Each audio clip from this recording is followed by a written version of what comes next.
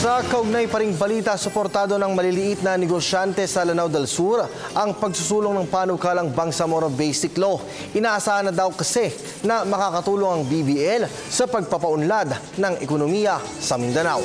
Narito ang report ni Princess Habiba Sari. Nalalapit man ang pagtatapos ng termino ni Pangulong Aquino, buong puso pa ring umaasa ang mga Moro na maaprubahan bilang batas ang isinusulong na Bangsamoro Law. Nitong nakalipas lamang na buwan, pinasinayaan pa ng Pangulo ang decommissioning process para sa mga miyembro ng MILF na siyang tanda na nakikiisa at sinsero ang mga ito sa pagsusulong ng kapayapaan.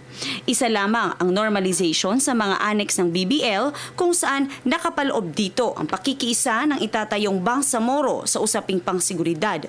Dahilan kaya't kailangang dumaan sa decommission ang mga miyembro ng MILF. Ayon sa tinatahak ng batas na ito, maliban sa usaping pangseguridad, sa oras na maging mas payapa ang buong Mindanao, napakalaking matutulungan nito ang ekonomiya ng rehiyon. Sa aking pagsadya sa pinakamalaking palengke ng probinsya ng Lanao del Sur na matatagpuan sa Marawi City, tinungo ko ang maliliit na mga negosyante at ng kanilang mga negosyo na siyang itinuturong pundasyon ng pagpapalawak at pagpapaunlad ng isang ekonomiya ng bawat rehiyon. Dito, nakilala ko si Basam Abdul Aziz na may 3 anak. Siya ay may negosyong gulay na kung tawagin ay sakurab na ibinibiyahe pa mula Madalom, Lanao del Sur. Ito ang sinasabing hindi pwedeng mawala sa mga lutuing espesyal ng mga taga-Lanao at may potensyal na ma-export. Ayon kay Basam, 5 taon na niya ito at ito ang bumubuhay sa kanyang pamilya. Dagdag niya, sapat lang ang kinikita nila dito, ngunit sa oras na may sa batas ang BBL, malaki ang maitutulong nito di lamang sa kanilang lugar kundi pati na rin ang pagunlad ng kanilang buhay. Isa rin si Haji Ali Maunda sa mga nagtitinda sa palengke.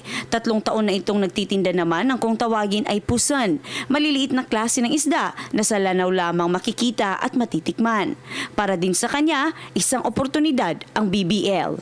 Katulad ni Basam at Haji Ali, ayon sa kanila, isa din sa may malaking potensyal na paninda sa Lanao del Sur ang mga pagkain at produkto makakatawag pansin sa mga dumadayo na siyang higit na kailangan sa lugar upang dayuhin. Tulad na lamang ng mga produktong mamis o sweet delicacies sa lugar na paninda ni Mitalikop Limgas. Sa kamero na mapadag kung sa nga BBL ang sa mga bisita. May kanina Kipan tayo na makayon na ko. Ayaw mo suporte. Hindi nga sektor kami na umawa sa BBL. Mada at kibupian sa mada. At ni Abdul Basit Sulaiman na may mga panindang produktong handcrafted at mga antique na mga gawa pa sa Lanao na siyang kadalasang pa sa Luzon maging sa international communities sa dami ng mga bumibili dito. Ilan lamang sila sa maraming negosyanteng aming nakapanayam na buong pusong sinusuportahan ang nasabing isinusulong na batas. Para sa kanila, simple man ngunit maaayos ang kanilang kabuhayan.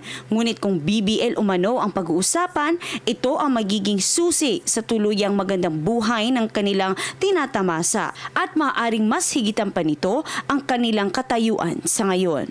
Para sa Telebisyon ng Bayan, Princess Habiba Sari.